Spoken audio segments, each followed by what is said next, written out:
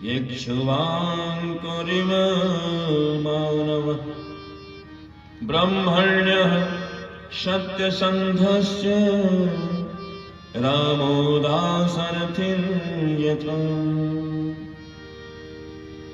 आकर के सभी लोगों ने श्री परीक्षित जी को आशीर्वाद दिया और आशीर्वाद देने के बाद यथोचित सबकी विदाई की गई, सबका सम्मान किया गया और सबको विदाई दिया गया।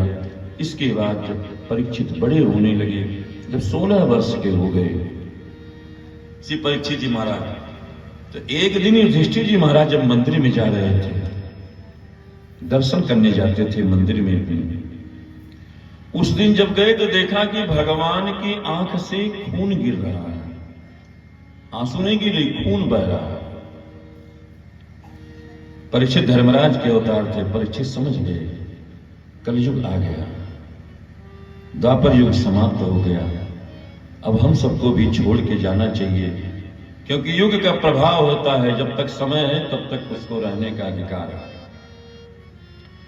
युधिष्ठिर महाराज वहां से लौट करके आए, अपने सभी भाइयों से बताया कि अब हम लोगों का समय वापस जाने का आ गया है, अब हम लोग परीक्षित को राजा बना करके यहां से हम लोग प्रस्थान करें, क्योंकि जब आएगा बुलावा हरि का तो छोड़ के सब कुछ जाना पड़ेगा, जाना ही पड़ता है, वहां किसी को मनाना नहीं चलता। इसके बाद वहां से जब चले गए तो उन लोगों ने स्वर्ग आरोहण किया द्रौपदी जी के साथ में। स्वर्ग में, अरे वहां हिमालय पर जा करके और स्वर्ग आरोहण हुए, वहां से स्वर्ग अपने प्रस्थान किया। और इधर जब परीक्षित जी महाराज बड़े हुए, राज सिंहासनाभिषिक्त हुए, तो एक दिन अपने राज्य का भ्रमण कर रहे थे। नया राजा होता तो उसको भ्रमण करना पड़ता, देखता है कैसी कहां की व्यवस्था है, अपना सैन्य चुस्त दुरुस्त है कि नहीं है, सब जगह से जाकर के वो देखा जाता। सब भ्रमण कर रहे थे। भ्रमण करते करते देखा कि एक जगह एक बैल खड़ा है और उसके केवल एक पैर पर खड़ा है, 3 पैर उसके टूटे हैं। बैल है, एक पैर पर खड़ा है, और बगल में गाय है, उस गाय से कुछ बात कर रहा है। उसी समय एक काला काला पुरुष, महाभयंकर पुरुष, तलवार और त्रिशूल लेकर के, खड्ग लेकर के आता है और डंडा लेकर के उसको पीटने लगता है उस बैल को। और परीक्षित उसी रास्ते से निकल रहे थे। जब देखा तो परीक्षित कूद गए रथ से, धनुष बाण लेकर के चढ़ा लिया, कहा तुम कौन हो, ये मेरा राज्य है। और वो कलयुग था, क्योंकि द्वापर युग समाप्त हो गया, कलयुग का प्रवेश हो गया। लेकिन भगवान कृष्ण के डर के मारे नहीं आ रहा था। उसने सोचा अगर परीक्षित जब तक रहेंगे तब तक हमारे राह के रोड़ा है, इनको हटाना पड़ेगा। पूछा तुम कौन हो, कहा महाराज मैं कलयुग हूं, मेरी रक्षा करिए, मैं आपके शरण में हूं। पैरों पर गिर गया। पतितम पादयोर्वीरः कृपया दीन वत्सल शरण्यो नावधि श्लोक्यम। कहा मैंने सुना है कि आपकी शरण में जो आता है उसकी आप रक्षा करते हो, मैं आपकी शरण में हूं। हे कृपया, हे दीन वत्सल, हे वीर, मेरी रक्षा करो। तो कहा तुम कौन हो, तो अपनी सारी कहानी बताया कि मैं कलयुग हूं, द्वापर युग समाप्त हो गया, अब मेरा युग चलेगा। तो परीक्षित ने कहा क्या तुम्हारे युग में ये गायों बैलों को मारा जाएगा? कहा मारा ही नहीं जाएगा, मार के कुछ और कर दिया जाएगा। कहा ये सब होगा इसमें, लेकिन कहा परीक्षित ने कहा हे कलयुग, जब तक हम हैं तब तक तुम्हारी कुछ नहीं चल पाएगी। कहा सरकार फिर रहने के लिए मुझे जगह दीजिए। कहा 4 जगह मैं दे रहा हूं तुमको, सुन लीजिए सभी लोग। कलयुग 4 जगह ज्यादा रहता है, और 1 जगह और उसके मांगने से मिला तो 5 जगह हो गया। सबसे पहले कलयुग कहां रहता है? कहां जहां जुआ खेला जाता है, जहां ताश की पत्तियां खेली जाती हैं, जहां पैसा लगाया जाता है, वहां कलयुग रहता है, वहां कुछ भी हो सकता है। दूसरा, जहां पानम, जहां शराब की भट्टियां होती हैं, जिसको पीने के बाद दुनिया की उस नशा में सवार हो जाता है कि जिस नशे में वो दुनिया को कुछ नहीं समझता, अपने घर की अस्मिता को भी नहीं समझता। शराब की भट्टियां जहां होंगी वहां तुम रहोगे, जहां जुआ खेला जाता होगा वहां तुम रहोगे। तीसरा, जहां निरपराध किसी का मर्डर किया जाता हो, अपने लोभ के लिए किसी को मारा जाता हो, किसी को सताया जाता हो, वहां भी कलयुग तुम रहना, तुम रह करके अपनी कलाकारी दिखाना वहां। चौथा कहा, चौथा जहां वेश्याएं रहती हो, जो चंद रुपयों के लिए अपनी अस्मिता को बेचती हो, उस वेश्यालय में तुम रहना, और कहीं नहीं।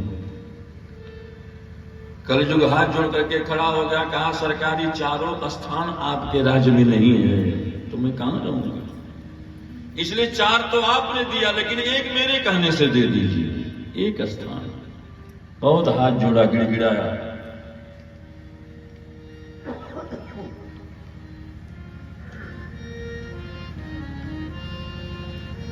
कहा एक जगह और दे दीजिए। कहा क्या? कहा सोने में मुझे रहने दीजिए। सोना, सोना जानते हैं? सोना जो पहना जाता है, जिसके गहने बनते हैं, जिसके जेवर बनते हैं, उस सोने में भी कलयुग रहता है। इसलिए जितना सोना गहना हो सब लोग जमा कर दो।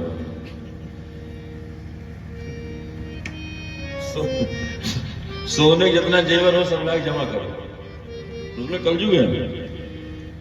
अच्छा, आपने कभी सुना नहीं कि कहीं चांदी का गहना कट गया हो? कौन कटा? सोने का ही गहना कटता है। कहीं भी जाओ मेला में। अरे एक बार हम गए मणि पर्वत मेला देखे, छोटे रहे। महाराज जी सोने की तवीज बनवाए थे हमें, चवन्नी भर के। अब हम बढ़िया पहन के अपने कुर्ता के ऊपर, भाई सब देखे कि हाँ सोने के पहने, तभी जो सोना होना पहनता थोड़ा देर बटन खोल देता है। हम अपन खोल के गए, हमने क्या मालूम कि। और जैसे मणि पर्वत चढ़े और चढ़ करके वापस आए, तब तक कौन काट लिया पता नहीं चला। जब हम गए सवेरे स्नान करने लगे, महाराज जी वहीं थे। महाराज जी तब कसरत कराते थे हम लोग को, खड़ा होकर के डंडा लेके। कहा अगर 100 से 100 पर बंद नहीं किए तो मार डंडा, एक डंडा मारते थे शरीर 60 से। कहे कहो था तबीजिया का हो गया, 4 दिन हुआ रहा बनवाए रहे। तब हम देखे ऐसे करके तो तबीज कहां हुआ। तो सोना बहुत जल्दी कट जाता है, क्योंकि उसमें कलयुग रहता है। ये 5 स्थान कलयुग को परीक्षित ने अपने राज्य में दिया। उस कलयुग कहा कि सोना में आदेश तो मिल ही गया है, इसलिए परीक्षित जी सोने का मुकुट पहने थे, उसी पर जाकर के बैठ गया। मुकुट पर बैठ गया। और वो ले जाकर के मुकुट जब सब निरीक्षण करके गए वहां से, अब सब सोच में पड़ गए कि अब क्या करें, गहना पहने कि न पहने, मेला जाए कि न जाए, शादी विवाह में जाए कि नहीं जाए, कहूं चली नहीं जाए। तो कहीं नहीं जाएगा, ये हमसे सुन लीजिए। लेकिन भाई 1-2% देवे करिए, तब तो बताए नहीं बताए। आज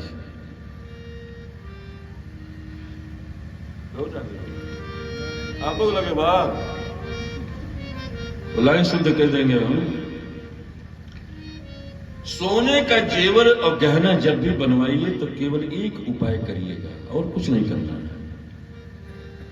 अब के सब लोग बड़ा ध्यान से सुनो तो कहीं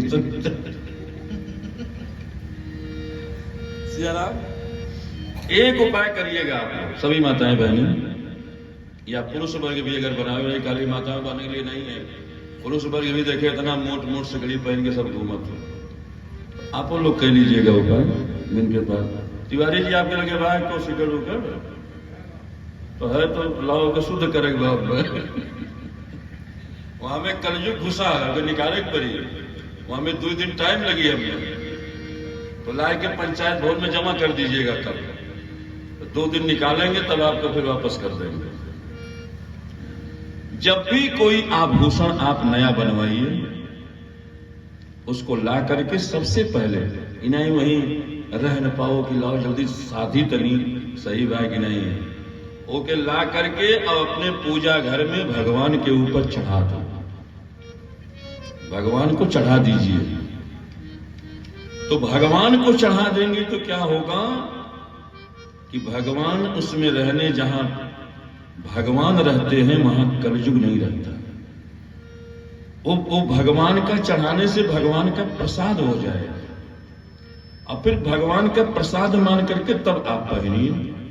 तब अगर कट जाए तब हमने लगे फोन किया, बाबा कट गए, झूठ न बोल दियो, नहीं तो हम प्रतिष्ठा दांव पर लगी जरूर। सियाराम गोस्वामी जी ने लिखा है, कोई भी नया कपड़ा लाइए पहले भगवान को चढ़ाइए। हमारे यहाँ नियम है, हम लोग के कोई नया कपड़ा हम लोग सिलाते हैं सबसे पहले भगवान ठाकुर जी के ऊपर चढ़ा के तब पहनते हैं। चाहे बंडी लाए, चाहे सदरी लाए, चाहे जो भी सिलाए। आप लोग भी जब नया कपड़ा लाइए तो पहले अपने पूजा घर में भगवान को चढ़ा करके तब पहनो। इसमें क्या लगता है, कोई पैसा तो लगता है? चढ़ा करके पहनना चाहिए, ये नियम है। और जो भोजन बने उसको भोग लगा के खाना चाहिए। लेकिन भोग तबे लगी जब सही रही, सही रहे करिए भोग लगी कहां से? शुद्ध रहेगा ही नहीं, भोग कहां से लगेगा? क्यों मारा? तो तुम्हीं निवेदित भोजन करही, तुम्हीं निवेदित भोजन करही, तुम्हीं निवेदित भोजन करही, तुम्हीं निवेदित भोजन करही, तुम्हीं निवेदित भोजन करही, प्रभु प्रसाद पटभूषण धरही, प्रभु प्रसाद पटभूषण धरही। यही मंत्र है भगवान के ऊपर चढ़ावा वाला जो हम बता रहे हैं कि तुम्हें निवेदित भोजन करही, अप्रभु प्रसाद पट, पट मने कपड़ा, भूषण मने गहना, धरही। यह मंत्र बोल करके 3 बार तो भगवान के ऊपर चढ़ा दीजिएगा, और इसके बाद फिर पहनिएगा तो कलयुग खत्म हो जाएगा। तो तुम्हीं निवेदित भोजन करही, तुम्हीं निवेदित भोजन करही, तुम्हीं निवेदित भोजन करही, तुम्हीं निवेदित भोजन करही, प्रभु प्रसाद पटभूषण धरही, प्रभु प्रसाद पटभूषण धरही। यही मंत्र है, इसी मंत्र से चढ़ा दीजिए तो कलयुग का दोष समाप्त हो जाता है। ये 4 जगह कलयुग रहने लगा, मुकुट में बैठ गया। दूसरे दिन परीक्षित जी शिकार खेलने के लिए जाने लगे, सब तैयारी हो गई, वही मुकुट पहन लिया परीक्षित जी ने, उसमें कलयुग बैठा था। सियाराम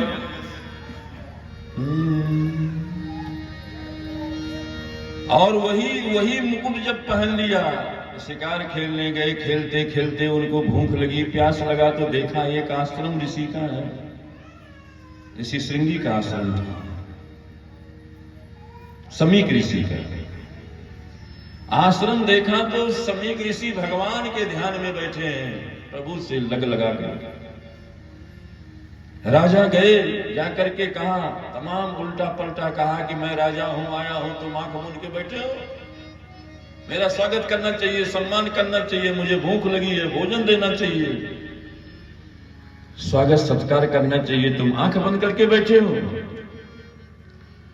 वहीं पर एक मरा सांप था, जब ऋषि आंख नहीं खोले वही मरा सांप उठा करके तीर से और उनके गले में लपेट दिया, समीक ऋषि के, और लपेट करके वहां से चल दिया।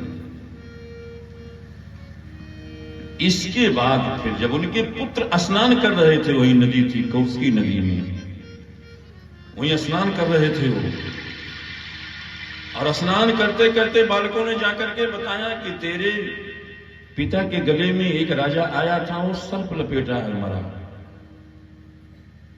उनके पुत्र थे सिंगी, 5 साल की उम्र थी। सिंगी ने कहा कि राजा का ये अधिकार हो गया कि मेरे पिता का अपमान किया उसने। वहीं से जल लिया, नदी का जल लिया और श्राप दे दिया कि जाओ, जिसने लपेटा होगा आज के 7वें दिन उसकी तक्षक नाग के काटने से मृत्यु हो जाएगी। श्राप दे दिया। उसके बाद वहां से चले आए, आकर के पिता के पास आकर के सिंगी ऋषि रोने लगे, और रोने के बाद फिर पिता से सारी बातें बताया। समीक ऋषि ने कहा तुमने बहुत अपराध किया, श्राप नहीं देना चाहिए, राजा अगर नहीं रहेगा तो उसकी दुनिया कैसे चलेगी, कौन पालन भरण पोषण करेगा। श्री राम। इसके बाद जब आदेश दिया, और आदेश के बाद बहुत डांटा ऋषि ने अपने पुत्र को। उसके बाद कहा कि भगवान की अपने 2 शिष्यों को भेजा जाकर के हस्तिनापुर परीक्षित महाराज से कह दो कि आज के बाद, आज से केवल 7 दिन का आपका जीवन बीता है, बचा है, उसको आप उबार लीजिए, संवार लीजिए।